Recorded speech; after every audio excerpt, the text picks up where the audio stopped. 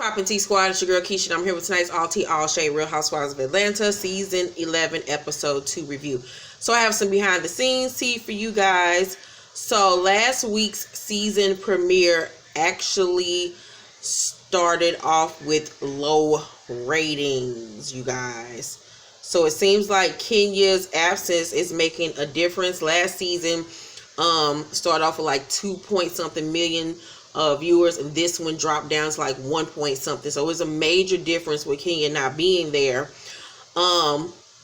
Kenya also released a little picture of her baby today on her Instagram with the baby's hand in her father's hand, and NeNe tweeted, I can't with the calculations on Sundays, hashtag the thirst is real, basically trying to say that Kenya is making calculated news to be in the news every Sunday when a new episode of Real Housewives comes on.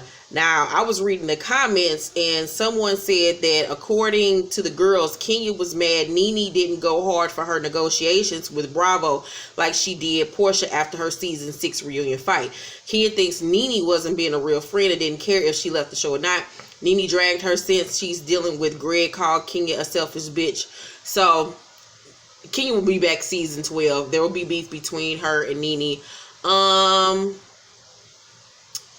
How do I feel about that? NeNe and Kenya have been on and off friends for years, so I don't see her going hard for Kenya to stay on the show.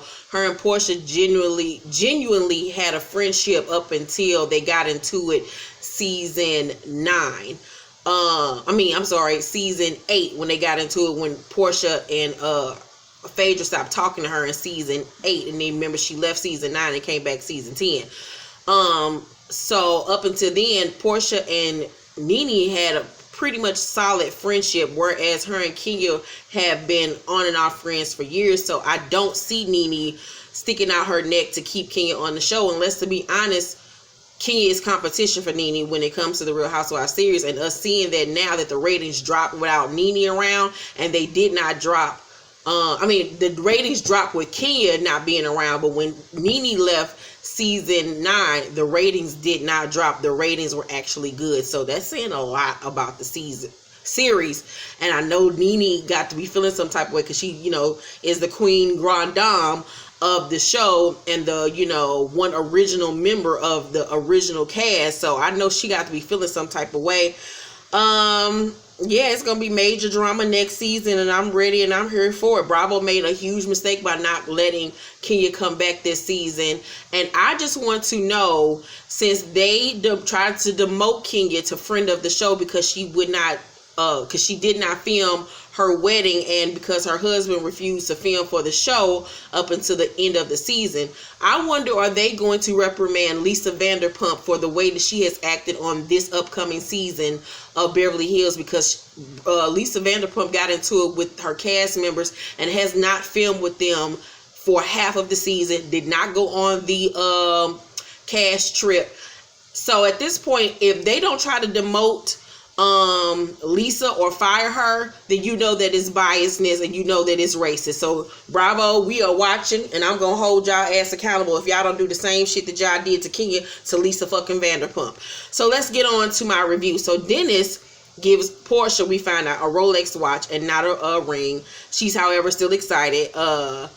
She changed it to this sexy little black little number, like a little Fashion Nova number. But she choking the whole time. She trying to be sexy and eating. Got to ask the waitress to unzip her dress so she can breathe and shit.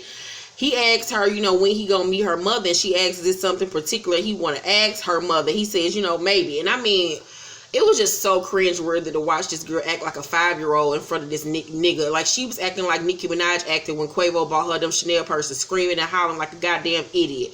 So she tells him, she told NeNe about him. NeNe been asking a lot of questions like, what school did he go to? Has he been married? And Porsha says, and I quote, I'm like, bitch, I ain't asked him none of that shit. I've been enjoying my good man child. Probably some other bitch that done asked him all them questions, and she's somewhere by herself. Oh, all right. So you want to marry a nigga you don't know shit about. You don't even know what this nigga favorite color is, but you want to marry him, and you think this going to be some successful shit. She's steady showing this nigga over and over again that she don't really care about him. She cares about his money and the status and the look that being with a man will give her. It's for a storyline, for her life, for this show. It ain't about being actually in love. It's about the look and the money and the significance that it will give her. I told y'all from her first season, that Porsha was putting on airs, trying to act like she was this Christian Susie homemaker for that gay ass husband she had in season 1 that clearly didn't want her ass. That she was putting on airs, trying to be somebody to appease him. That she wasn't. Porsha was always been a hoe. She was a video vixen. She changes who she is to appease the nigga that she's with at the time. So they finished eating. He ready to go to the club, but she posted up on the bed ready to fuck. So NeNe in Miami preparing to open up her store. She has no idea that the girls are there to surprise her. And you can tell that she was a little bit disappointed that they weren't going to be there to support her. So Dennis, the next morning, surprises Porsha with a diamond cross necklace for her birthday. We learned Porsha shares this nigga toothbrush, but he don't want her to use his shit while they in Miami. She say that while they home, he don't have no problem with it.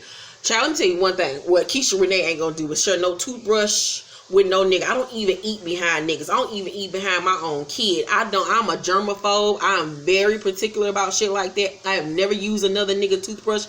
I'm the bitch that when I get mad at you, I'm gonna be the spiteful bitch that won't argue back with you. I'm gonna take your toothbrush and ring it around the damn toilet bowl, because I've done that to a couple of exes. So I'm not that girl that will sit up here and use somebody nasty ass toothbrush. Porsha, you're disgusting.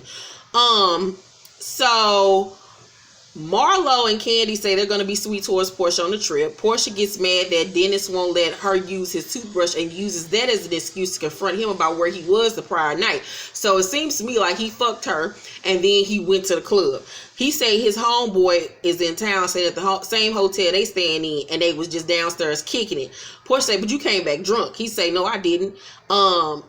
She say, yes, you did, because you came back at 12 o'clock talking about something like you better not leave or some shit like that. No, she said she called him at 12. He didn't answer the phone. He came back at like 4 o'clock in the morning talking she better not leave and this, that. She get mad at him and storm off mad.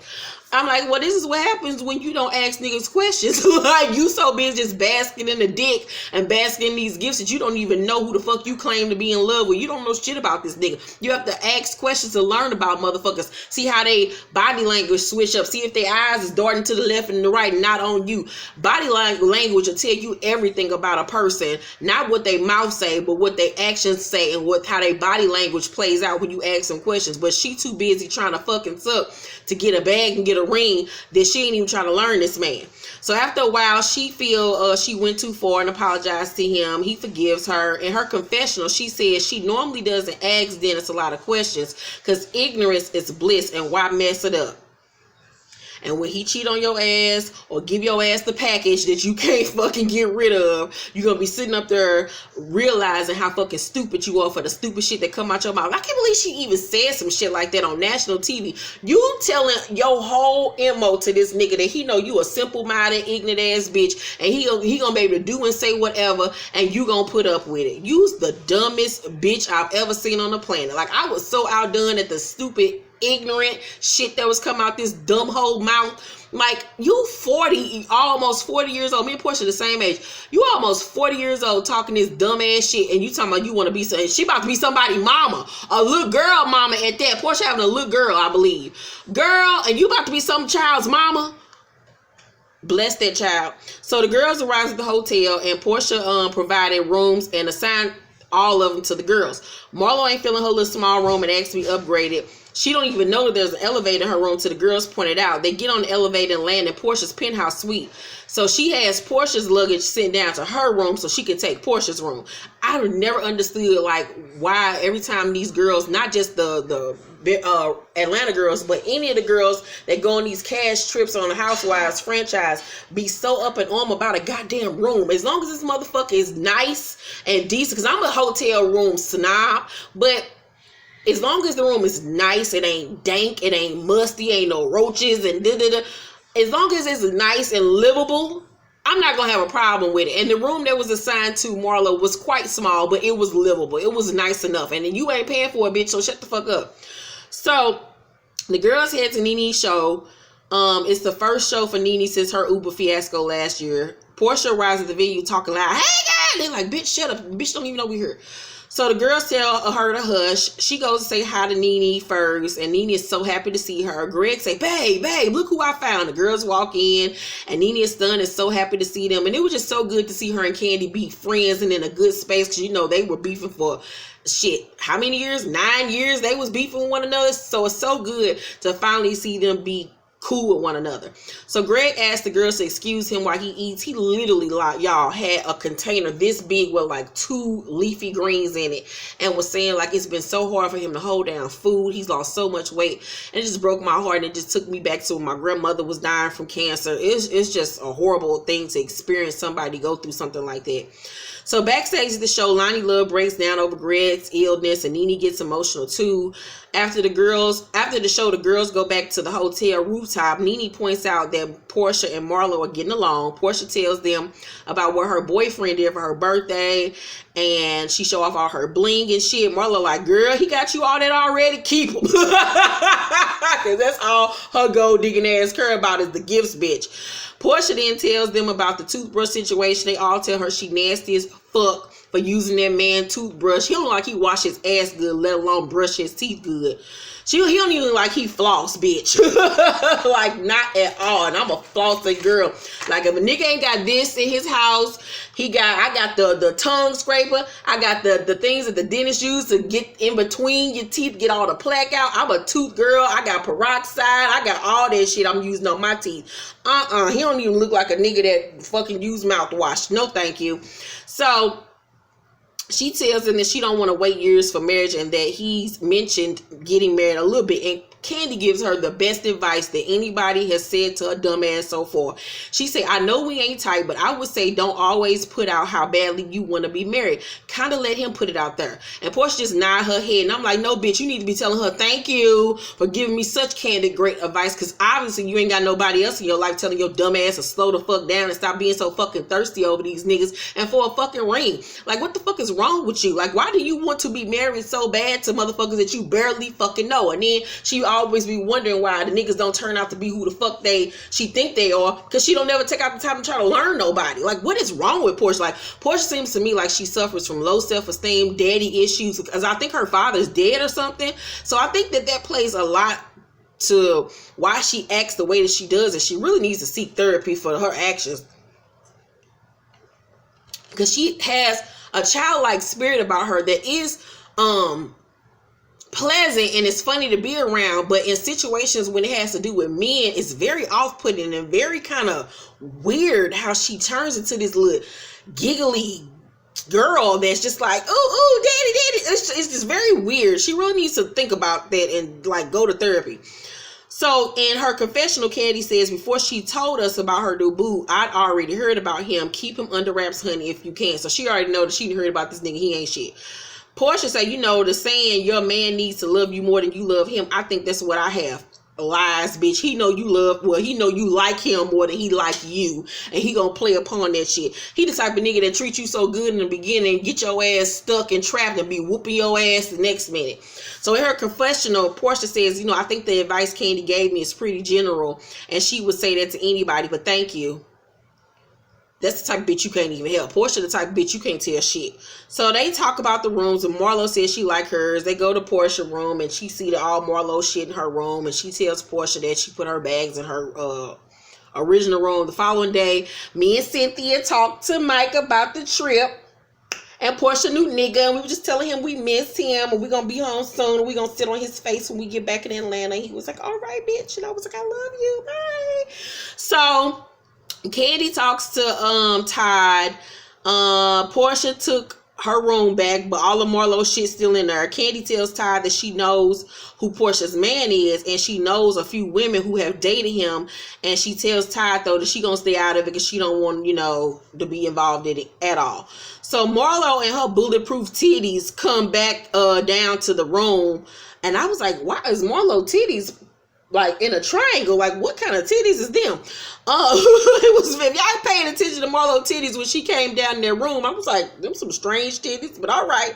So Porsha got on her Versace ensemble. Marlo like, this bitch gonna stretch out my outfit. Apparently they went to the club the night before, her and Marlo was the first person that got to meet Dennis, and she says to Porsha that she loves Dennis for her, and I'm like, of course you do, because you want to find out the nigga got a brother. So the girls don't want to walk the 2 blocks to NeNe's store. They all complaining because it's hot as Hades in Miami. I have been to Miami. That was the worst heat I've ever been in my life. It was like you was just breathing in fire. I have never experienced heat like that in my life. And I live in the Midwest. I live in St. Louis. It gets hot as fuck in St. Louis. But I have never in my life experienced the type of heat that I experienced in Miami. Goddamn. So I know how they was feeling, especially walking it down the strip in some goddamn 6-inch heels. Bitch, please.